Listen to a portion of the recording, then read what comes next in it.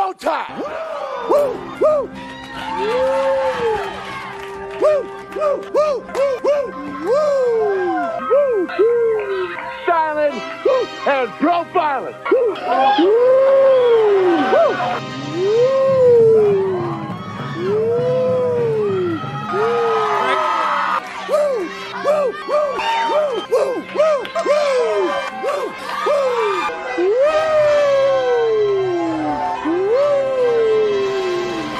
it's live and in color. Woo!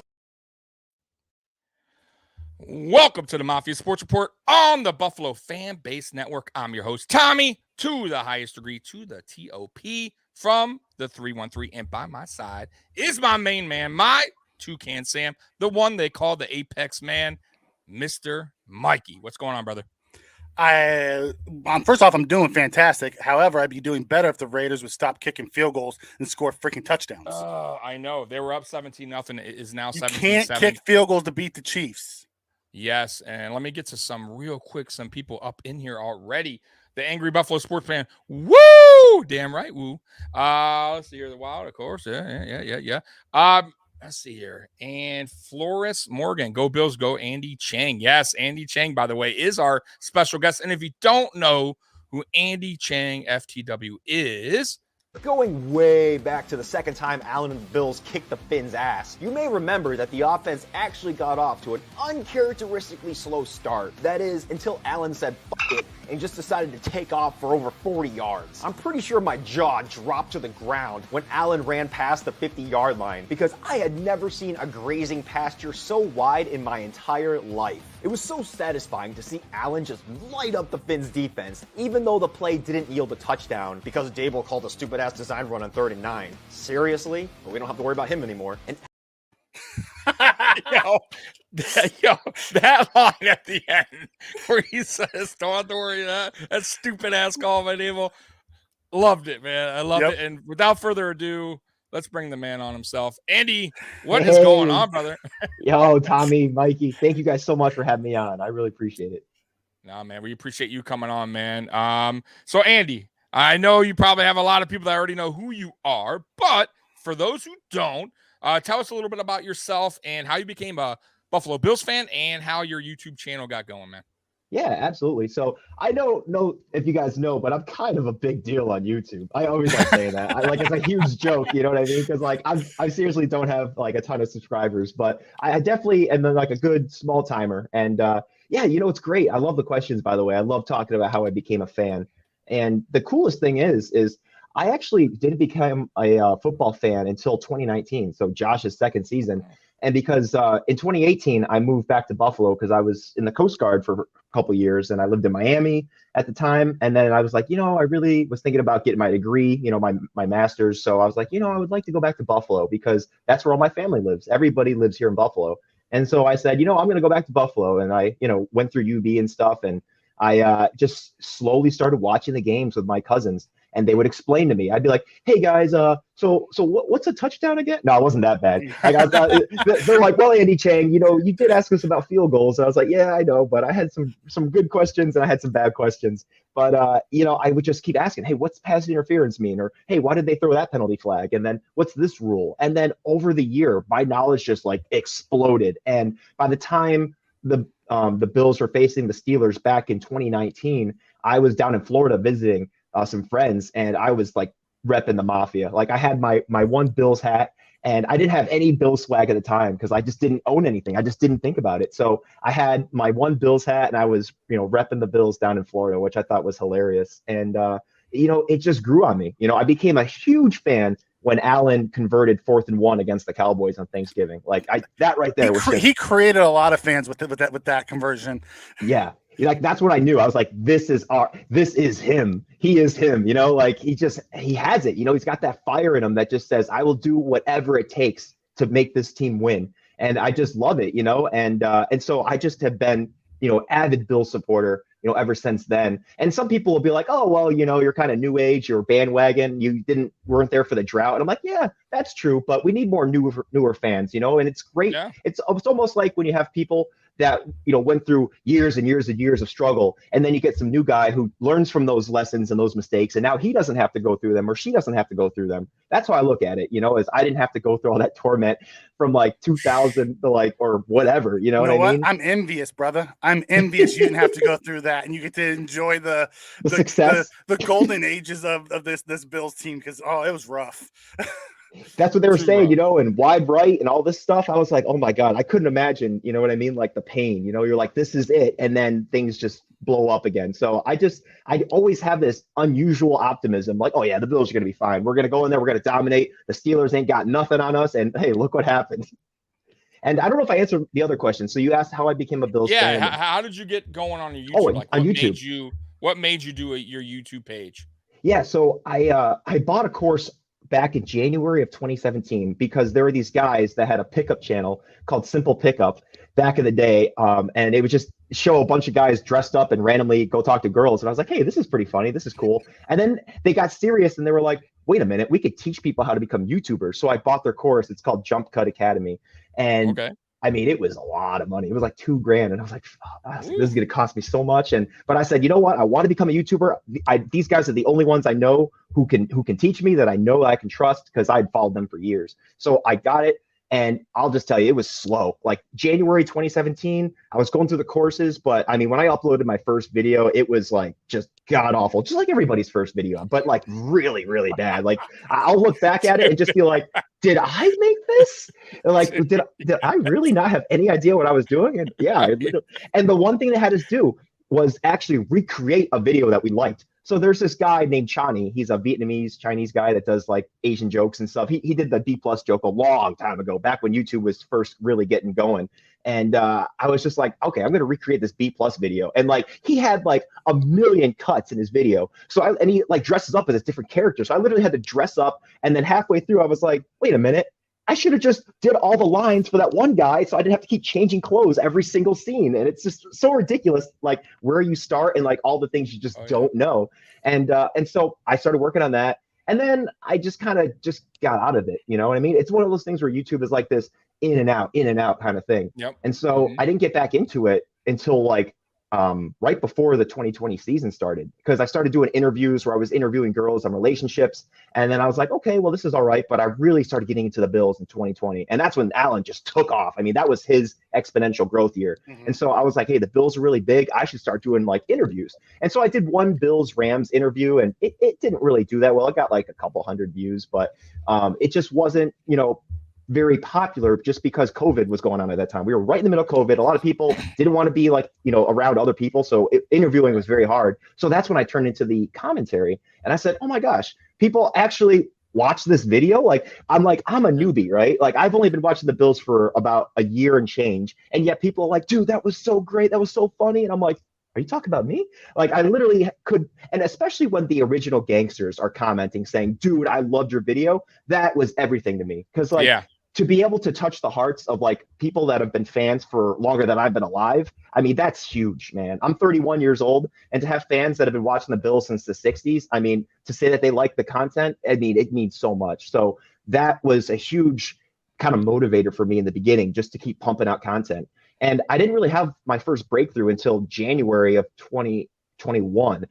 January 3rd, I remember it because I made a 5 times Josh Allen absolutely owned his competition video, because there's this other YouTuber, MJ2K, and he actually makes NBA videos. But, at the time, the course that I bought, Jump Cut, they taught me what's called the remix strategy. So basically you take a title that's already been gone viral, and then you just insert Josh Allen, or you just insert Buffalo Bills into the title. And I was like, oh my God, that's genius. How did I not think of this? And the video ended up blowing up. It got like, tens of thousands of views within the first couple of weeks. I mean, for somebody who was used to getting less than 200 views a video, I mean, that was mind blowing. I absolutely could not believe it, but I couldn't recreate that success for the longest time. And so I just kept trying. And then finally I just made a 10 times Josh Allen vid. Absolutely. You know what I mean? And like, that is my most popular vid. It's gotten 45,000 views, and thanks, man. I still haven't been able to recreate that success, but where I'm at to the present, and where I think my big break is coming, is I've been following Mr. Beast, which if anyone's watching and you don't know who Mr. Beast is, he's this huge ass YouTuber that's got like, well over 100 million subscribers, like pioneered like all those challenges, giveaways, where he gives away like $1 million to some random person. And just his mindset on how to just create videos that are really good, create thumbnails and titles that people actually want to click on, and just do that every single time is as simple as it sounds. I still wasn't doing that. I was still making a lot of videos that people just didn't care about. And so I was wondering, like, looking at my analytics, like, why is this video 10 out of 10 on YouTube Studio? You know what I mean? Like, all depressed, all upset. And then I just realized nobody cares, because if people cared, they'd actually click on the video. So if I'm not getting views, I know that people aren't clicking. So that in and of itself means the title, nobody cares about it. So what am I doing now? Well, I'm at the point where I feel like my upward exponential is about to take off, because I just came up with the idea again, time to get back into interviews. And so right after the game yesterday, actually during the game yesterday, during the third quarter, when the Bills were kicking the crap out of the Steelers and the score was 31-3 and then soon to be 38-3, I was already interviewing fans, because most people started leaving the stadium. And I was like, oh no, I got to catch people before they leave. So I was able to get the early crowd, and I was just stood right out in the back of O'Neill's. I actually started in the back of O'Neill's, and I was just right there, like right across from the stadium. And then right when I was done with that, I just said, you know what, I'm going to go out to the front of O'Neill's. And then that's right when everybody came out of the stadium. And now I'm working on that video. And yeah, it's taking me a while to edit, but I'm just going to say, you know, I interviewed Bills Mafia following the Bills Steelers slaughter. And like, who is not going to click on that video? I mean, it's not just like, okay, this is, you know, 10 times so-and-so did something. It's, hey, I actually interviewed regular fans, you know what I mean? Not like all these like famous people that are doing ESPN and all that crap. Nobody cares about the talking heads. They care about what the real Mafia has to say. And dude, if this video doesn't get like tens of thousands of views, I'm gonna be like, I'm a complete failure. But I feel like this should do really well. Don't set yourself up like that. Yeah, no, we got the same. We actually are doing, when we talked before the show started, me and Mikey have the same kind of concept going on that we're trying out, which is tailgate talk, where we're trying to interview Bills Mafia before the game, in the middle of the game, kind of like during the, you know, record around the stadium, and then after the game. Because, man, for people, it's not, for me, it's more like, not everyone lives in Buffalo. Number one, right? There, Bills Mafia is everywhere. So you can't really experience, you know, what it is to go to a home game. But if you have it on video, it's the next best thing you're going to get, right? So I just said, man, why not have it? So what you're doing is a great idea, and that's exactly what I went. And by the way, I'm with you on my first videos. They were so bad, bro. I was recording from my phone. First, I started same up, face up. So it was like I had like white, like the you had white, like that. Yeah. I have my blinds open, so I had this sort of ray of light. I still use that. It was so bad, but I keep them up because I love to go back and go, God, this is so cringeworthy. But I'll tell you real quick before we move on. My initial, and I don't know if I ever told Mikey this, but my initial plan when I was trying to think about going on YouTube and doing a Buffalo Bills channel, I was nervous. So I'm like, man, I want to create like a character, and I was going to do like this Italian voice. Like in New York, like a New Yorker, and I was gonna be like, "Hey, how you guys doing tonight?" So this is Tommy over at Buffalo Bills Talk, and I had like this Italian music playing in the background with a fedora hat on. That is awesome, bro. And the big New York. Oh, you've done a video with that fedora. And I did, but I right, as a joke to that. Like, nobody knew about that because I never uploaded like the original, but bro, it was so bad. And I'm thinking, damn, if I upload it, Jim, Tommy, and put it out there. It's so bad, bro. It was just so bad, bro. Anyways, so right here, I got a comment. I have to ask you: is there a chain gang? Yeah. Or is she...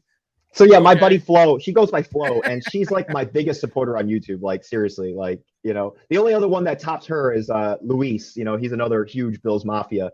And yeah, they started calling it the Chain Gang. And I was like, wow, that's a really clever like ring to it. And they're like, yeah, you should put that on a t-shirt. I'm like, that's also a really good idea. Like I said, I'm not the idea guy. So coming up with ideas is actually really hard for me. So talking with you, Tommy, like that you're the idea guy. I mean, that's awesome, bro. That helps so much. Because then I'm sitting here just like, I really have no idea what I want to do right now. And then I'll ask the audience, and like, audience is great, man, but sometimes the views don't always match. Like, people are like, yeah, you should make this video, and it gets like 100 views. I'm like, guys, you said you wanted this video, and it only got 100 views. Yeah, and I say only, weird. But I mean, yeah. Right. I've done videos too. Like me and Mikey have had great live podcasts or whatever, and we're like, damn, that was one of our best ever.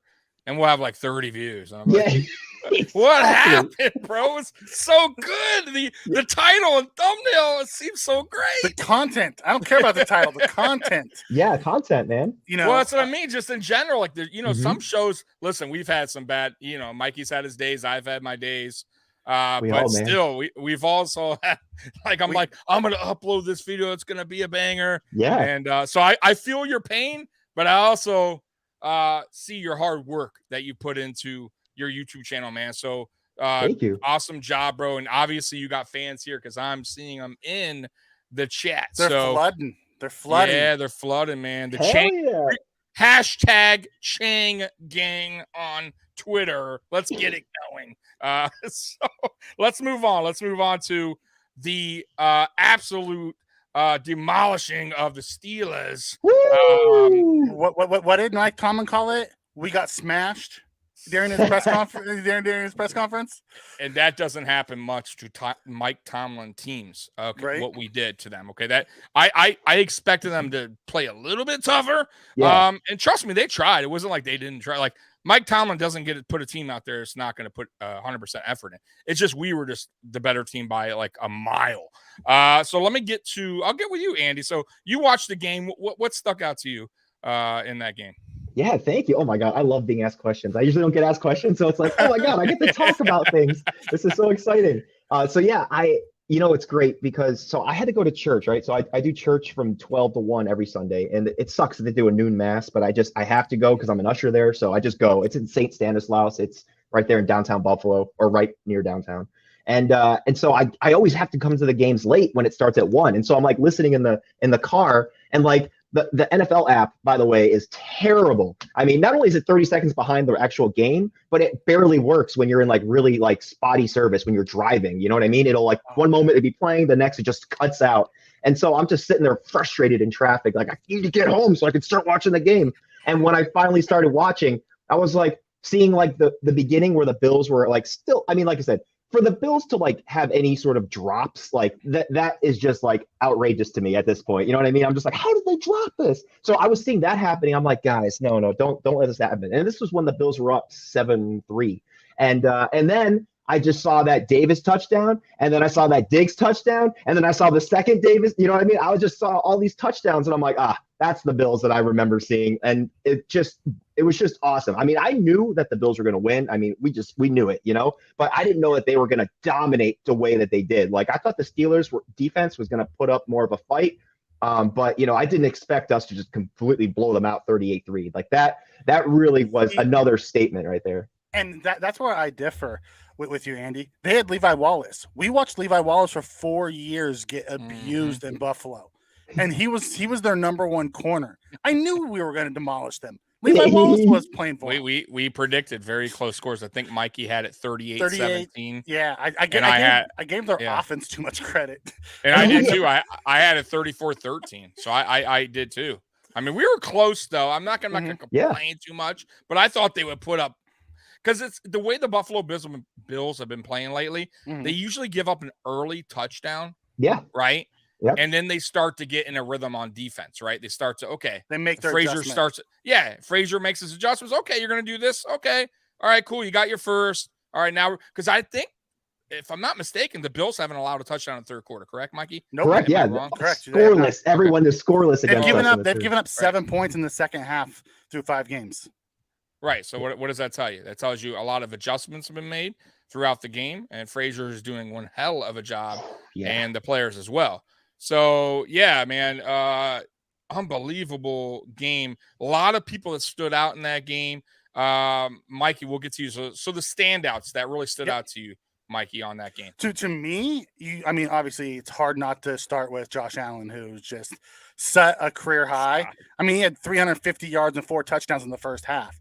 He could have had 708 touchdowns on the game if they wanted to. Technically, Scott was close, Mikey. He said 99-0. If we would have kept our starters in, 99-3, I would have kind of complained a little, Scott. You were off a little bit. Josh is now set out fourth quarters in 2 of our 5 games.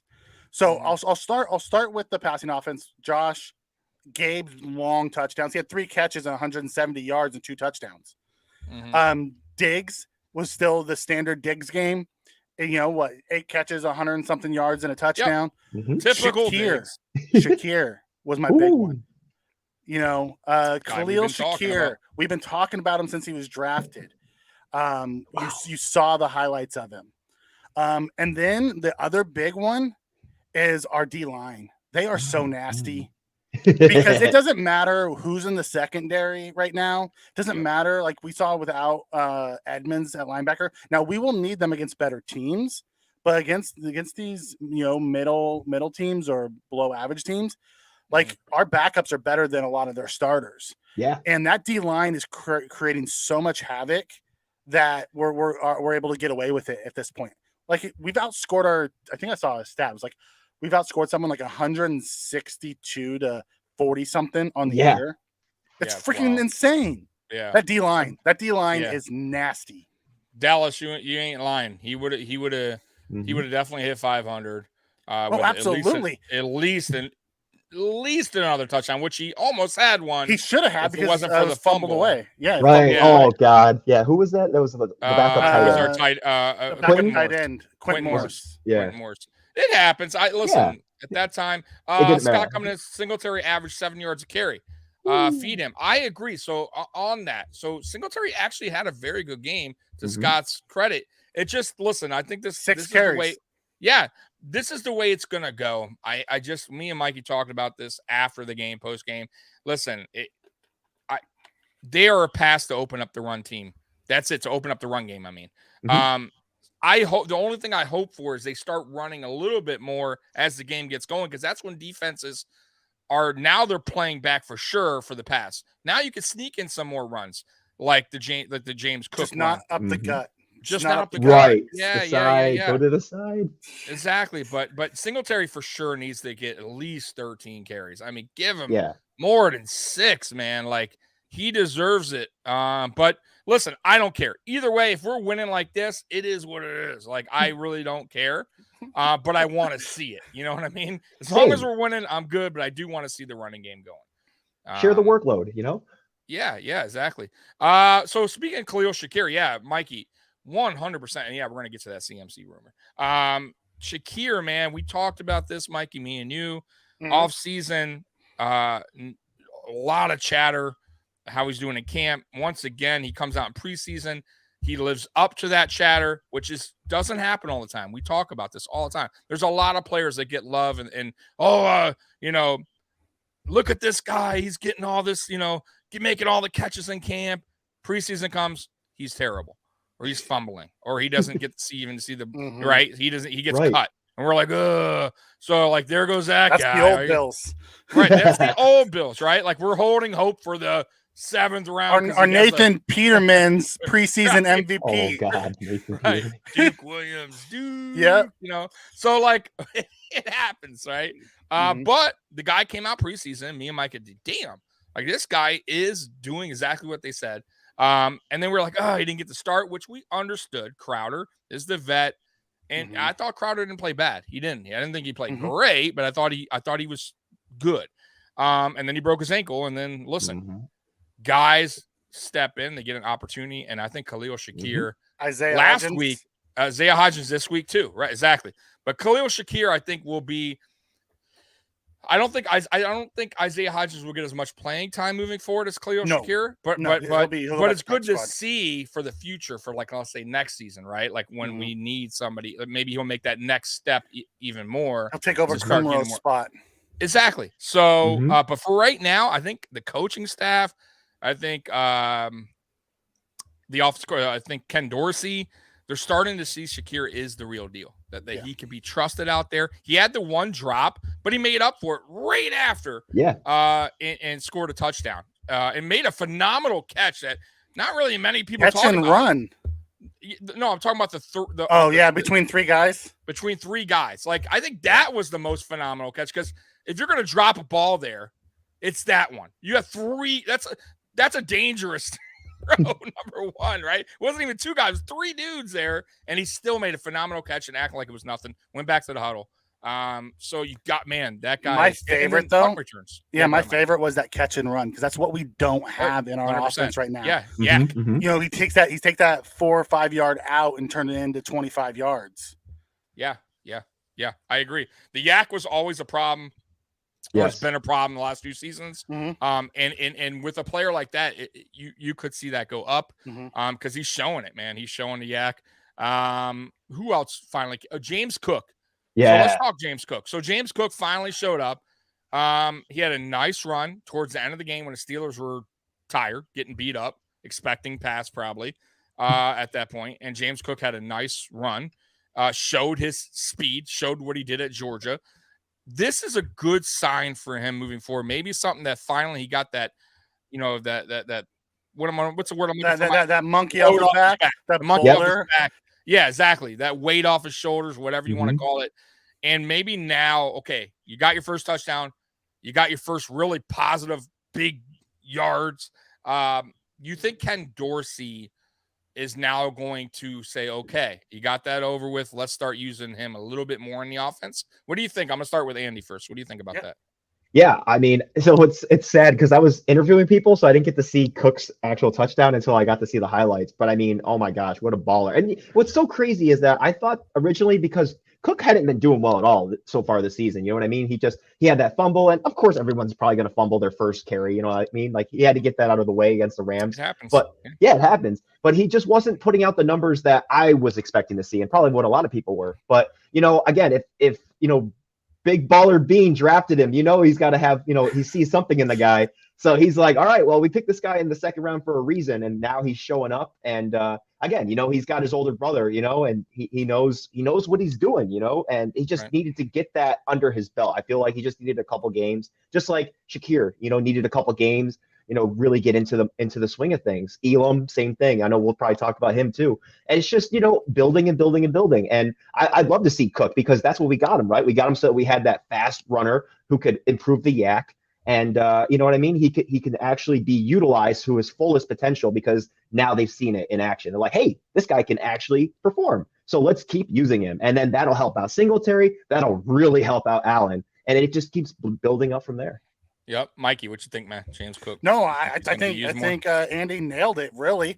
It's what we've all, like, I swear every Bills Mafia fan has been waiting on it. Like, okay, we drafted this guy in the second round for him to go ahead and bring that playmaking ability, that speed guy that we've been praying for the last 3 years that we thought we needed. And then we just are constantly handing him the ball. Like, we're throwing the ball to Zach Moss, and we're handing the ball to James Cook. Makes no sense. Like, that makes zero sense to me. Why aren't we throwing the ball to James Cook and handing the ball to Devin Singletary? Right. Why is Zach Moss seeing the field? Right. Exactly. Right. Exactly. By the way, Gabe Davis, your team sucks coming in. I love the name, by the way. Bro, once again, man, there was a report out Friday. We actually, me and Mikey talked about it, that he was almost at 100%. It looked like in practice. And it was just a report, but I'm like, hey, at least it sounds good. Let's see Sunday. And I text Mike right. Well, I guess he's back on. Right? Man. Speaking of that, we do got a super chat coming in by Scott Blakely, a great guest guy. Andy, you have a new follower. Look at that, man. Thanks, Scott. Look at that. You Appreciate just added on to that. That's a very loyal follower and a longtime Bills fan. So you'll enjoy him in your comments. Yeah, dude. Nice. Dude is he's always there, and he's a great dude. Even though me and him go back and forth sometimes on turf Don't hate issues. that he's Team Mikey. Don't hate that he's Team Mikey. Yeah, I got a lot of Team Mikey. They're just like, get this Tommy guy out of here. Speaking of Brandon Bean, I do got a clip to show you guys real quick. You're Brandon Bean. Oh, Fred thought you would. You got to see the back too.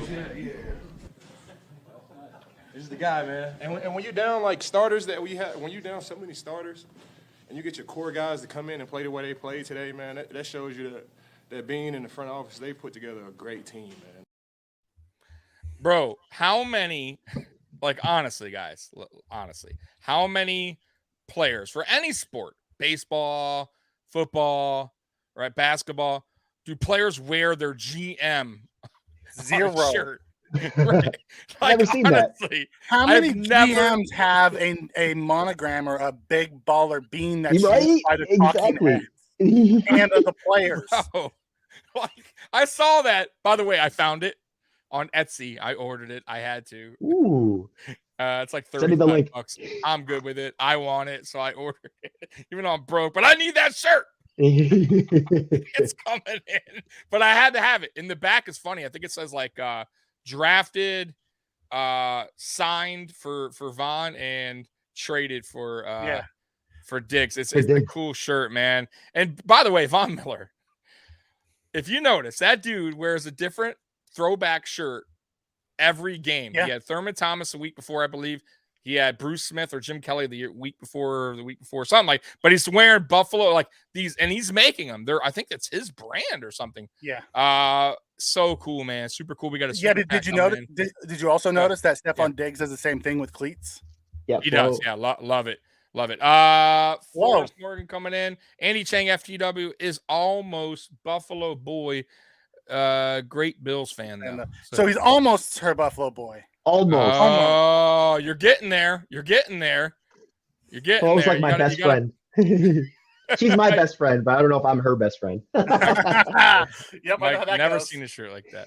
Yeah, man. So check it out. It's on Etsy, guys. So if you type in Von Miller, it'll probably pop up. Just throwing that out there.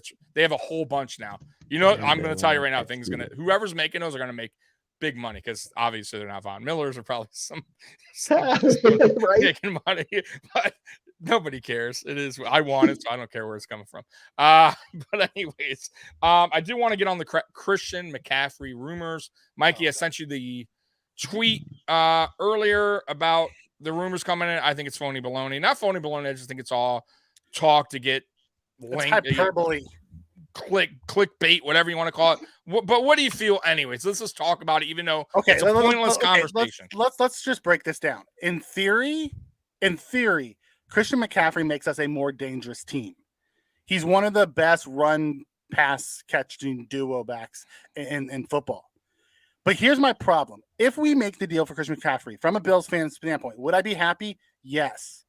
Well, it would also piss me off for the fact that we have not paid Jordan Poyer or Tremaine Edmonds. Why the hell are we signing someone who's going to take up that much of the cap to be our running back? So, although I would appreciate and love to have the toy, sure, yeah, because everyone loves a new shiny toy. Sure. How about we pay the guys that have broken their asses to help build this culture, and who are still like waiting to get paid, and are still doing aren't getting hurt left and right, and aren't getting hurt. Don't already have this huge contract already.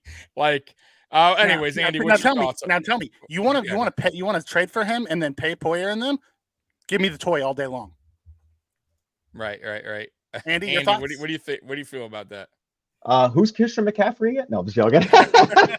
I seriously used to have to ask those kind of questions though, because all I knew were Bills players, and even then, I only knew like the receivers. I didn't know, and the quarterback, obviously. I didn't know like anybody else on defense. So I've come a long way. But McCaffrey, I see. The thing is, I haven't been following this, so I really don't know. I heard there were some rumors about Saquon Barkley, and I was like, yeah, that would be really nice. I mean, holy crap! Like, you want to light a fire under someone's ass to like get him moving, like bring in him, but.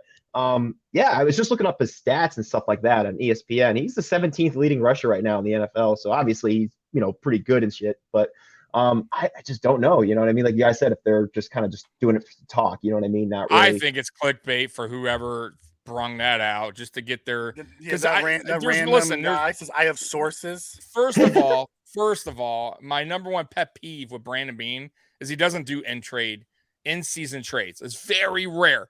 Right, and he's not going to do one for a huge, like a guy with a big contract. If he's going to do one, I'm telling you right now, it's going to be like just a guy, like a rotational guy, right? Something like we'll trade our a 7th round or something crazy like that for Or I can see OBJ. I can in November. That's a signing. That's not a trade. I'm not saying a signing. I'm sorry, a signing, but I'm saying bringing somebody new on board. But as far as trade goes, I don't see any big names because, like Mikey said, first of all, they're going to come with a contract, more than likely, unless it's some rookie, right, on a rookie deal. Which why would anyone do that, right? I mean, or an expiring contract, and then you're giving up assets for a rental. Exactly. I can see that, but we have guys we got to pay. Poyer has the deal. I still think it's going to get done in season. I've said it from the beginning. Mikey doesn't think it's going to happen. I just have a weird feeling. I pray it happens. Poyer staying, getting paid. Who came out and said they think it would happen? You sent me that link, Mikey. Who was that? Oh, I can't remember. He was on. Oh, Mike Robinson. Was it Mike Robinson? Mike Robinson. He was on One Bill's Live. Yeah. So he said he thinks it's going to get done. I mean, not that he's the GM. Or anything. I'm not gonna, but I just have a feeling they're going to wind up working something out, man. You have to listen. He still leads the league in interceptions at 4, and he's missed like 2 games already. So that tells you all you need to know. This dude, when he's on the field, he's productive. And listen, I think he could have been on the field this week. I just think they knew that Hamlin and Johnson could fill in fine, and we needed him for the Chiefs game. That's my opinion. Mikey, what do you think about that? You think they just had Poyer out for that? Absolutely agree. And let's make it perfectly clear. I want Poyer to get paid. I want him here long term. Do I think it's going to happen in season? No, I don't. I think they're going to do what they've done with a lot of the others. They did it with Phillips. They've done it with they did it with Lawson. They have a number in their head of what they think he's worth. They're going to say, go ahead and go out and see what you can get. If you can get above this, take your bag. If not, no, we're here, and this is what we'll give you. Because that's what Bean does. He sets a price, and he doesn't go up or down off of it. That's his price. Right. So I don't think it's going to happen. I pray to God it does, because the dude is an absolute playmaker, and he shows it every time he steps on the field. I just don't see it. By the way, quick update for anyone that wants to know. Raiders are up 20-10 in the third quarter with 9 minutes left. But the Chiefs are in the red zone. And dude, these refs third and goal. Throwing flags like crazy. And it is a touchdown Chiefs. So now it is 2017. Yeah, the reason why they have this touchdown is because the refs threw a ticky-tack flag. Yeah, that's a good. I'm glad you brought that up. So ticky-tack flag. So there was a couple this Sunday. One, the Brady hit. What do you think, Mike? How do you not double cover Travis Kelce? Right? It happens all the time. And that was bad coverage, by the way. He's always wide open. He has 2 touchdowns now, and both times they tried to single cover him. How do you not double cover the one true weapon that they have? Yeah, I don't know. You let anybody else but Travis Kelce beat you. And they tried to do it with it. Oh, God. This is why the Raiders are always picking in the top 1-3.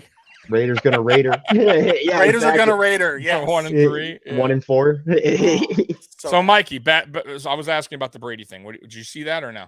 The hit where he tackled him. Yeah, what do you think?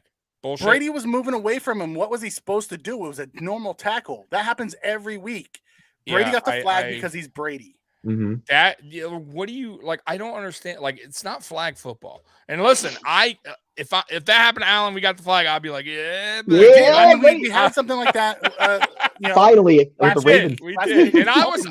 And I'm always honest. That listen, that hit was not roughing the passer. They want to give it to him because he's a superstar. Fine. He went high. He went a little bit late because he could have stopped. They threw the flag. Fine. Now, everyone's like, oh, we lost the game because of that. It was first down when that happened. So it's not like it was a third down or fourth down call. It was first down. This one was going to make them have to punt. Right. This was third down. This was truly a game-changing call. This is the worst flag non-flag I've seen since that PI in the NFC Championship game a few years ago, where they didn't throw the flag and the guy, basically bowled him over. Yeah, and cost the Saints a chance to go. Oh, the Saints, Bowl. Yeah, that was crap. This was as bad as that. All he did was tackle him. Yeah, I thought you were going to say about the Hurricanes Ohio State championship game, but no. Cost Ken Dorsey his second championship. that crap. First off, ball. I can give a shit about the Hurricanes or the Ohio State. So hey, Ken yeah, Dorsey, 38-2, pal, and that's one of the losses. Respect it. Put some respect on his name. I'll respect that he lost the big game. I'll respect that he lost the on big a game. bullshit call. Anyways, listen, shouldn't have been that close. You don't leave it in the ref's hands. Get out of here with that. It. Ed coming in is concerned about Kelsey next week. Anyone else? No, not if we do our job. Right. You know what I mean? Like, listen, and Mikey talked about this, I think 2 weeks ago, maybe Mikey brought this up, about putting Saran Neal out there. We did it last year in the regular season, and he kicked his ass. Why not? He's a physical corner, safety, whatever, whatever you want to call him, special teams, safety, corner, right? He's a beast, man. The dude is a tackling beast. He's physical, and I don't care if he's out there and he even gets a couple flags because he's being too physical. That's what you got to do to beat the Chiefs. Cincinnati did it last year in the playoffs. Come on, let's be real. The Chiefs are in the regular season. The Chiefs are better than the Chiefs are better than the Bengals last year. They were they should have won the Super Bowl, but the Chiefs said, you know what, F it, it's close. We're going to play physical the whole game, and it is what it is. We did not do that. We played the total, and I'm hoping to God, Leslie Frazier, Sean McDermott, stop with the nonsense. Play them physical. Get after. Yes, get after Mahomes. You cannot leave him sitting back there waiting around for players to get open because they're going to get open. They're still not only Kelsey, he has speedy receivers now. Even though Hill left, there's some guys there that are still fast. MVS is fast. Sky Moore is fast. Yes. Hardman's fast. Yep. Yes, he has playmakers. So you got it. Listen, this game coming up, and we're going to get more into this on Friday Night Lights, so we're not going to dive too much into it because then we have no show. But but we got to play physical. We got to play physical all night long. And, that's going to be, man, Mikey, Friday night, we're going to be talking about this, but I don't know. I got to think about the score prediction because I've been scoring crazy score predictions, but that game might be a close one, and that's going to be tough. So I'm going to have to really think about it. I'm going to have a problem with it because in our preseason schedule prediction, I had us losing this game. But I don't want us to lose, and I don't want to predict us to lose. So I'm going to. Okay, so Andy, so let's talk about the Chiefs matchup real quick. What happened to Mikey? How dare you put me on timeout? Oh, that's hilarious. I was like, oh, Mikey's gone. I got to go to the bathroom. Talking about us losing. Tommy knows I don't have access here. He's the admin on Monday night, so I can't control anything. It's the only time he can. You're fired. Got him. All right, I see you, Tommy. All right. The Chiefs beating the Bills. How dare you? Bring that talk here. No, it's forbidden. Listen, we're supposed to be having a good night talking about the slaughtering. You bring up the Chiefs. How dare you? You open the door.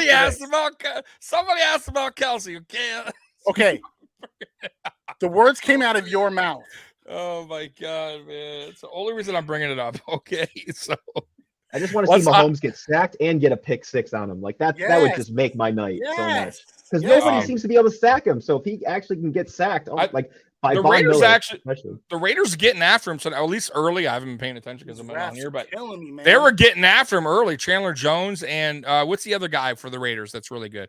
The defensive end, Mikey, for the Raiders. The white dude. Crosby. Yes, bro. He did Mikey. I don't know if you saw in the first quarter, he did a nasty spin move on that offensive lineman and nailed Mahomes, bro. No, not even nailed him, just grabbed him. Mahomes like, and the refs just said it's a sack. Okay, sack. Don't hit him. Don't hit him. He did a nasty. He's coming in the new Brady. Can't touch him. Yeah, and Chandler Jones is really good too. Still, man, he gets around that edge quick, bro. He has some speed, bro. But they're playing. I think they're playing him as well as you're going. The Chiefs have 17 points right now. The Raiders need to keep executing offense. And Derek Carr ran and said, don't hit me. And threw it to him. Yeah. I don't trust Derek Carr for anything. No, that's why I never liked him. Between a Josh Allen who would try to stiff arm the defensive tackle instead of throwing the ball away and say, don't hit me. He's better than his brother David, but Well, unfortunately, I'm glad David, he he was my behind team. that putrid Houston offensive line. Well, he was a good college quarterback, but yeah, either way. We never got a chance to see what he could have been in the pros because he got beat up those first few years when they just, I mean, he was the most, he holds the records for the most sacks in a season. Ooh. Yep. It's like 100 and something. He got hit 100 and something times. So Mikey, I showed you a stat tonight, or some numbers for Kaiir Elam in that game, and Kaiir Elam was a little down on himself, even though he had the interception. He said he knows he could play better than that. What's your thoughts on Kaiir Elam in that game? Okay. I know we talked about coverage and scheme, so I just want your thoughts, and then I'm gonna get to Andy. I love PFF for certain things, but the way PFF grades is based off of coverage snaps and catches. The way the Bills defense schemed, they don't take scheme into account. It's keep everything in front of you and make the tackle. It's the Levi Wallace model, is what I call it. The Levi Wallace method. They've spent so many years with Levi Wallace. They said, okay, just keep everything in front of you and come up and tackle him. We'll be good.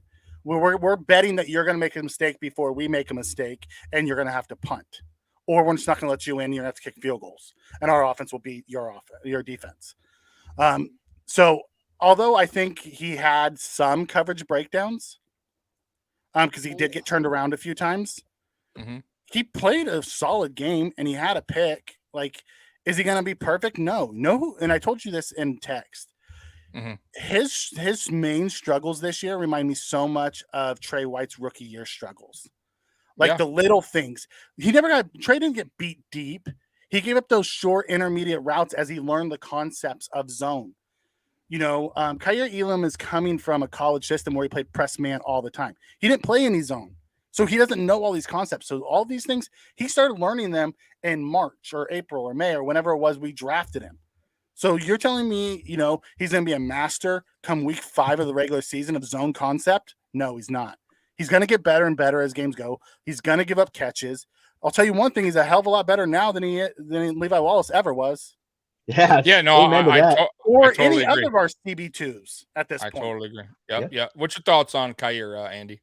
Yeah, so let's see here. It's so cool to be able to answer these questions. I appreciate it. And like the thing is like I got to make an Elam video, which I was really happy to do like before the season started, like shortly after we got him. And I think the one thing that just impresses me the most is that he has that notebook, you know what I mean? And they were so prevalent, showing that like, hey, this guy, he really studies stuff, you know what I mean? Like he makes the mistakes, but then he corrects them, he actually, is willing to put in the work to improve his game. He's got that same Bills mentality, trust the process. And the guy just goes out there, maybe not doing as good as he wants. And I like that quote that he said too. I read the Bills Wire article where it said, that's not the player that that I am, that you saw out there. He's better than that. And I believe it too, you know what I mean? And like going into the season, I could tell like from his footage in college that, Elam was a little handsy, you know what I mean? But, it's better to be that than not enough, and like I figured he's just going to learn in the NFL, you know what I mean? Like, he may have gotten a couple flags here and there, but he's not getting like Levi Wallace flags. Like every time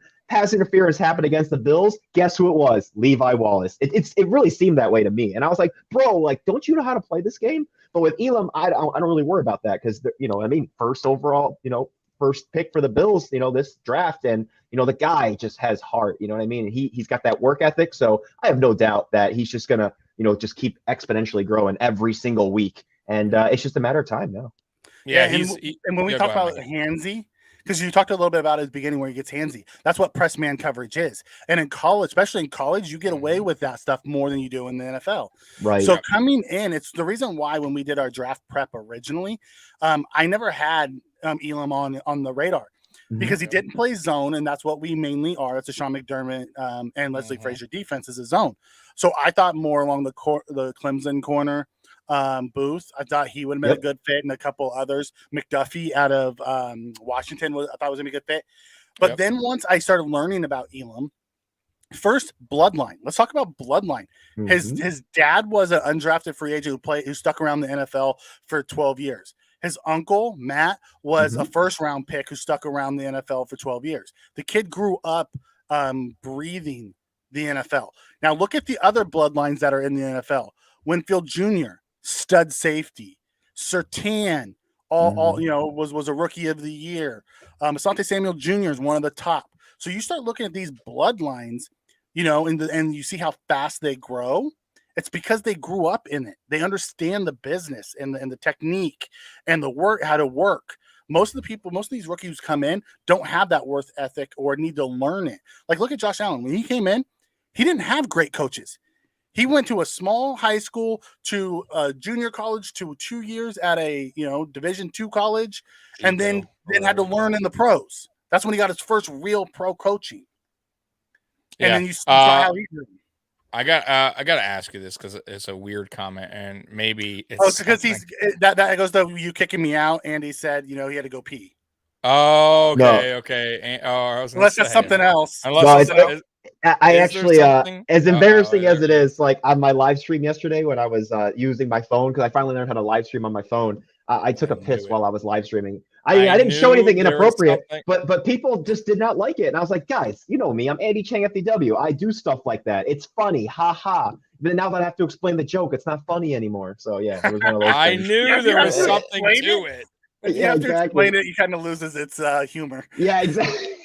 Right, exactly. Hey, come on. Don't you know who I am? Yeah, exactly. I was like, this is my sense of humor, people. Like, you know what you signed up for. And if you didn't, thank you for stopping by. We appreciate your business. Yeah, exactly. right. Again. But yeah, man, you're right. Kaiir Elam, listen, he's going to get better. He's a rookie. We have to understand that he's going to make mistakes. Right. He's going to also be hard on himself a little bit, which is fine, which is what you want to see. Josh Allen is his toughest critic, his own toughest own critic, whatever you want to call it. But so is Kaiir Elam. You could tell. I promise you, even though there's a little bit of scheme related to on that, he still didn't like. He probably went back. He doesn't want anybody to catch the ball. Yeah, he probably went back. Maybe he saw some things he just didn't like. He turned around a few times. Yeah, and that's okay. Like, he's going to get better. Now, there's another guy that I want to talk about. That's Christian Benford, who I have a feeling is coming back because Jamarcus Ingram got released today. I saw that. And that tells me that maybe Benford is closer to a return than it seems, because why get rid of Ingram like that? I know they signed somebody to practice squad as well, but I don't think he's going to. Why would you bring him up? And because Ingram actually played okay. The one game, I think it was 2 weeks ago when he came in. I forget who he came over for Cam Lewis. By the way, where's Cam Lewis been, Mike? Cam Lewis got hurt that game. Did he get hurt? Yeah, everybody. That doesn't shock me. It was the Miami game where Benford broke his hand. My God. Cam who? Yeah, but man, we were wondering why Ingram came in. It was because Cam hurt his arm and he's wearing a brace now, so he's back the next week. So back to Benford, another guy just like Out-Shakir, who we heard all the chatter, right, in the off season, rookie minicamp, training camp, who performed very well once again in preseason, and week 1 he's in there. And what round was he drafted? 7th or 6th, Mikey? Benford, 6th. I want to 6th round. Okay, that's very late. Usually those guys don't even make the team. A lot of the times they either get cut or they're on the practice squad. For a guy like that to not only make the team, but start week 1 tells you everything you need to know right there. That because listen, Sean McDermott, like, it's a trust thing with him. Like he'll keep guys that were like, why? Like, why is he still on the team? He has his guys that he likes, and there's a reason behind it, right? And Benford, for him to start him week 1, a rookie, tells you a lot. Tells you everything you need to know about Benford, the way he plays, the way he goes by his business, probably how he adapted to the playbook right away. That means he got the defense down pretty quick. And it's just good to see, man. And I can't wait for him to get back because him and Kaiir are kind of the same player almost. They're very physical at the line, which I absolutely love. And that's one thing about Levi Wallace. Yeah, that Levi Wallace was not physical. He lacked speed. I don't think he was a terror. I still say, listen, I still don't think he was god awful. He's in the NFL. There's any player that's on the NFL on a 53-man roster is not a bad football player. Like, they're gifted enough to make the NFL. However, Kaiir Elam, Benford, way better. We needed it. I was screaming for a cornerback in the draft. Me and Mikey both. I thought we should have went last year, but that was going. And Mikey, I don't know where he went, but he went back. And I didn't do that. I swear to God. No, sorry. They just let Travis Kelce catch his third touchdown. I had to scream real quick. Oh, did they? The one guy you don't let beat you. Right? He's always wide open. Well, so I had to take myself off camera and mute myself so you didn't see me scream. Yeah, so they just went up, and there was a personal foul as well on the Raiders. It looks like. Dude, the refs are throwing flags like crazy right now. Laundry day. Yeah, it's they gotta bro. I'm telling you, that whole Tua thing too. By the way, Ooh. I think that rattled the NFL a little bit and these refs, man. Because I thought in the beginning of the season, I got to be honest, I thought the refs were doing pretty good. Like, you remember a year or two ago when they were calling flags on hitting the quarterback, like landing on him a certain way, like over and over and over, there was flags thrown for unnecessary roughness on the quarterback. You can't land on him. You got to roll. And they finally stopped that. It's not as like, they're not calling those as crazy, but now it seems like since the Tua thing, it's like they're really protecting, like super protecting the quarterback. I don't know. They got it. The refs have to let these guys play football at the same time. You know what I mean? Like, they know what they signed up for. By the way, we had Kyle Trimble on, who is from Banged Up Bills last Friday. And he said it. They know what they signed up for. This is a physical sport. Sometimes there's just these things happen. You can't control some of these things. That's what this sport is about. Yes, we are a Bills channel. However, we're playing the Chiefs next week, and it's the only reason why I'm watching this game is because we're playing them next week, and I want to know what they're going at. That's actually good. Because I actually have to talk on Friday. We have a segment called Keys to the Game that I have to talk about. So I need to understand what the Chiefs are doing to come up with the keys to the game of how you stop them. The number one key will be someone cover Travis Kelce. Yes. Basics, like 101. Right. Somebody get pressure on Mahomes, please. Yes. And suplex Kelce like again. That. Right. Jesus. Right. I think so real quick, we're going to talk about that Friday more, but Mikey, and I'll ask you after that, Andy, what do you think the most important thing is when we play them Sunday? You think offense needs to just be on a roll, or defense has to be? I think it's our defensive line. Honestly, our defensive line is the most important thing. Listen, the offense is going to be really good because it's what Josh and team does. And although the Chiefs have a better defense this year than they did last, it's still not elite. I'm watching the Raiders go up and down the field on them. If they'd stopped shooting themselves in the foot, they would do better. Yeah. If they stopped being the Raiders, they would actually win a game. Right. But it comes down to our defensive line and getting Mahomes to the ground. Mahomes is a magician, a lot like Allen. I know there's supposed to be this hatred between the two, and Patrick Mahomes is an elite quarterback. The dude pulls amazing stuff out of his butt, and I don't know how he does it. Much like I don't know how Josh does the things he does. Mahomes is just a smaller version and does things. But if we can actually get him to the ground, is going to be the key, because their offense is predatory based off of staying on schedule. You get them behind schedule. They're not made for that. This year, they're the 10, 12, 13 play team. They're not the throw it to Tyreek Hill for 5 yards and he takes it to the house team this year. Right. So you get them stuck behind schedule, you're good. And we know, listen, first, I get they've beaten us in the playoffs now twice, which really, really sucks. But we know how to beat these guys. We beat them at home, right? Last year we beat them convincingly. Without Von Miller, which Ed's coming in, which is a great. Yes, you are 100% right. This is why they pay Von Miller for games like this, and the playoffs as well, when the playoffs get here. But we know how to beat this team, even without Von Miller. So now that you're adding Von Miller, we definitely should be able to beat this team, in my opinion.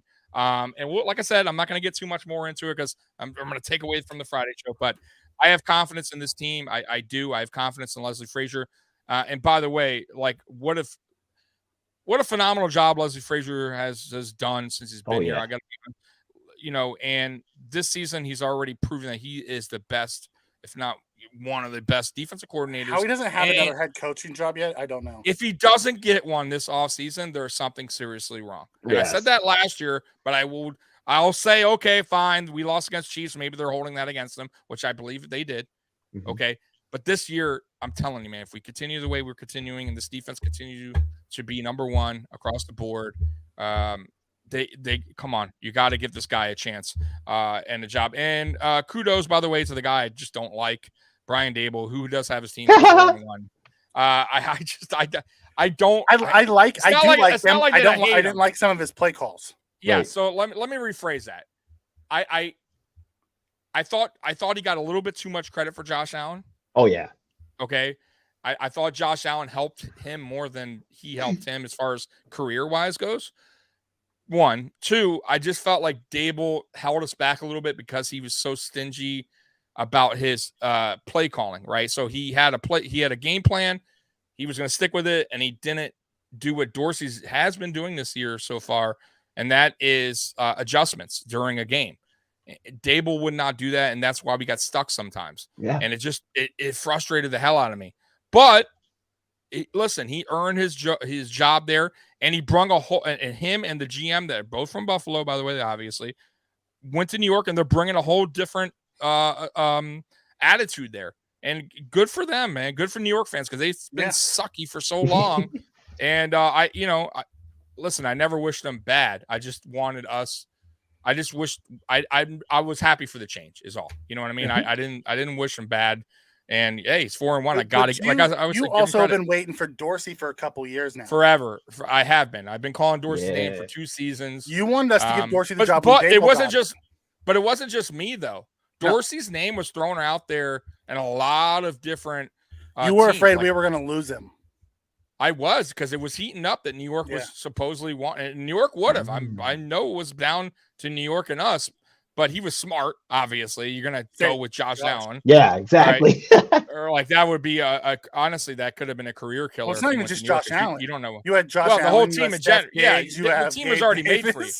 And he knew the players. He knew he knew everything already. He just wanted to put his own spin to it. And listen, Ken Dorsey, enjoy him while we have him, because he won't be. He's going to be a head coach in the next few years. Yep. Your team sucks comes in and says Dayball went very vanilla too often. He did, and that was especially we talked about this early, Andy, and I want to get your take on this. So early we were talking about the adjustments at halftime. Brian Daboll, to me, didn't seem like he made those adjustments at halftime. We had a problem scoring in the third quarter. Yep. So when when you did all of your shows, did you ever focus on the faults of Daboll? Because that would have been legendary. I know. I wish I would have, man. Like, it never occurred to me. Yeah. Like, I was always like so consumed with highlights. I was like, yes, Josh Allen. I was like, nobody gives a shit about Daboll. I'm not gonna talk about him. I bet you that one would have been a big one. That would have been a big one. Daboll. Know what you should do? Think about this. About mid-season this year, take the differences between Daboll and Dorsey and do a show of the differences betwing the two. And like showing the plays that actually unfold, right? So it'll be like plays third down. Unfold, the adjustments from quarter to quarter. Like if you look at the way we've done this year by itself, this last game, we were running different formations that I had never seen before. We had a running back and a tight end standing in front of the running back next to Josh. We never ran that formation with Daboll. You know, that's what's up, man. Yeah, it's great to see that. So just something to think of, because I would love to get your crazy takes, anyways, on your videos. Always take you to a weird place. I'd love to see your crazy takes on the differences between a Daboll scheme and a Dorsey scheme, and and then throw in the chain flare, obviously. Exactly. Yeah. It's so funny because like people like think that I know a ton about football, and I really don't, which is really funny. It's like, well, what I don't know in football, I make up for in entertainment and so if you decide you want to do that, because I do know the X's and O's, we'll collab on one and we'll help break it down, and then you can throw in your flair, and we'll get a video out there for it. Yeah, it's just like me, like just slapping like somebody, like just be like, Daboll, this is what's happening right now, because like it would be like every Daboll, third down. This is what a first down looks like, or this is what an adjustment looks like. You don't Right. run the ball on 3rd and 9, bro. Like, you know what I mean? It's Right? like so stupid. And I remember, I didn't even know as much about football as I know now, and I could still see this years ago. I'd be like, what are we doing? You know what I mean? Like, why didn't he have Josh throw it so that we could have gotten the first down? That's simple. Or let's run a quarterback power straight up the gut when we have a pin and pull offense. That seems like a bright call. And he's just Mhm. it's 3rd and 9, quarterback Yeah. power up the gut. punt, Mhm. and then we got a Oh, punt, God. and it's like, wow, Sorry, there goes. I'm digressing, Tommy. Yeah, you are. You're going back, but that's okay. It's all coming back. It is. Spin coming in. What do you think about that comment? Because I don't know. I don't know about that money. side of things. CMC will count $1 million on the cap this year, and the rest of his contract is not guaranteed. How much are we willing to pay for a 1-year rental? Now, here's what we could do from a contract standpoint. And we really want to get into it. You should probably go over to cover 1. Greg Thompson is our big cap guy from a Bills content standpoint.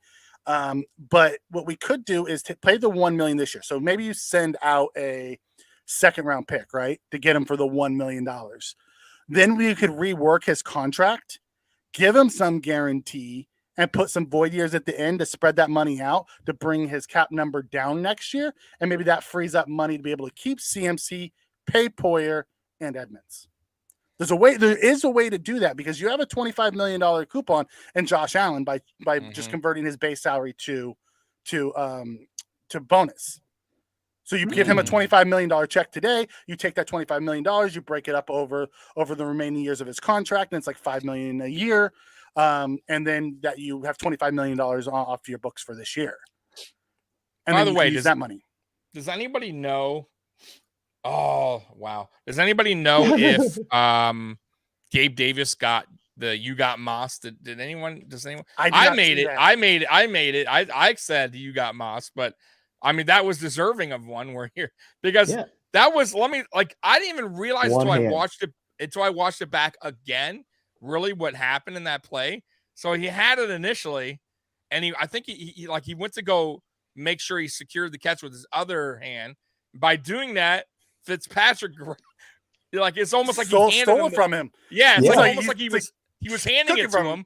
Yeah, and then they were wrestling, bro, for at least they had 2 or 3, 4, they were going at it in the end zone for a minute, and then boom, Davis got it right at the end, just out muscled him. That goes to show you that hard work, by the way, because he was lifting mad weights in the offseason. Oh yeah. So, boy, did I forget who said it. They said, I'm bigger than you. Yeah, damn real. So, he's that big boy strength. I haven't seen the Randy Moss. You got yet. Moss? Yes, Scott. I agree. They need to do that anyways with Poyer. I have a feeling Poyer is going to happen in the offseason, and I have a feeling they're going to find a way to sign Poyer. I just don't think it's going to happen in the regular season. Yeah, I mean, Mike, you might be right, but I do think they will. They're good. I just do. Tony Romo. Yes. Oh, nice job, man. Because I put the clip, and I can't believe I just brain fart sometimes. But yeah, Tony Romo said it in the game. He's Tony Romo, by the way, and we mentioned this in the post game. Him and Nance, man, they are really they're man. They're you so see good. why they're the CBS 1A team. Mm-hmm. Even though I So think good. Ian Eagle is really good. I love him. They should be the 1B team there. I don't know if they are, but that guy is such a good announcer. Yeah. Andy, did you catch that, by the way, when towards the end of the game when they were talking about Nance's mother? I think he was out. Away? Didn't you say you were out? Oh, you were doing interviews. I was doing interviews at the time, so yeah, I missed all that. All right. What happened though? So I didn't even know this, by the way, till the game, and I'm like, and I think Nance got choked up, by the way, like in that when they were talking about. But so Jim Nance's mother passed away last week while he was doing a game, and as I guess they're taking her out, they said she told them to wait because she wants to hear him call, and it was an overtime, and she wanted to hear him do his last call or whatever, and then she passed away. Wow. She knew she was going, and so she didn't want to die in the ambulance. She wanted to listen to his final call. That is Isn't that wow? That's an awesome story. It's sad, but yet really cool. You know what inspiring. I mean? It's man. So that means she really loves. Tony Romo told it as Nance was all choked up. Wow. And then he sent out loves and prayers. Yeah, and then he sent out the loves and prayers to the Nance family. Which you could tell that Nance and Romo are friends because you don't know stuff like that about people unless you're close to them. Exactly. Hey, I appreciate you, Wild Buffalo Matthew. I don't know if you've ever been to the channel, but thank you for hopping on. Maybe you're from He's one of my maybe you're guys. part of the Chain Chain Gang. He Yeah. is definitely part of the Chain Gang. He's one of my OGs. Hey, Scott, now you got to become part of the Chain Gang. You said it. You're gonna go over there. Subscribe. I'll tell you, I actually am a huge fan of Andy, and I am part of that. Oh, I didn't pay him to say that, by the way. No, I don't catch your lives. PayPal. I watch a lot of your reruns. Good. But I like I've it. always enjoyed it. And for some reason, Tommy told me you were coming on, and I didn't hear him. So he texted like, me today. He's like, "Andy Andy's who?" coming on. I'm like, Andy who? What are you talking about? Like, dude, we talked about I'm this, like, man. we have a guest tonight? Oh, man. That's so And then the I hell's got to fanboy Andy? a little bit. yeah, right? Andy's Dude, just some guy down the street. This is my neighbor. He's the guy Who the begging fuck for is that money. guy? I needed somebody to come Yep. on, so I got See, the hobo. Ed said down he's the- joining the Chain Gang Yeah, tonight. Ed, right on, bro. Thank you. Yeah, see, man. See, we got We're some gonna get that cross pollination going on over So, here. This is we're gonna get great. that hashtag chain gang going. Yeah, exactly. Making a thing. Yeah. Well, anyways, hey, Mikey, any last words before we get up out of here? No, we want to thank Andy for joining us tonight. This was awesome. Thank you. Love to do more of stuff like this with you because it's so much fun. And I like reaching out to other content creators and picking their brains and bringing different eyeballs to each other. We all love the Bills. We're all within the same family, so we got to find a way to bring the communities together so we can all succeed within this format. Yep. Absolutely, brother. And one more time, Andy, where can they find you at? Are you on Twitter? Yes, everything is Andychangftw. So YouTube, Twitter, Facebook, TikTok, all that stuff. All right. Hey, we got to do this again. This was super fun, Andy. You are awesome, man. We're definitely gonna collab again. Hey, we might go on Andy's channel. Right? Yeah. Why not? Let's make this thing fun. You're gonna see a little bit more of Andy, and me, Mikey, and we're gonna do some fun stuff in the future. I just have a feeling about that. So, guys, everybody in the chat, man, I would say all your names, but there was a ton of you. Yeah. I'll try my best. Florence, Mike, Ed, Wild, Scott. Wow, Your Blakely, team sucks. Flamingo, your team sucks. Spin. I'm spin. I'm sure. Sonny. Yes. So, anyways, Bills Mafia #1. Go Bills. We're out of here. Peace up. Peace. Go Bills.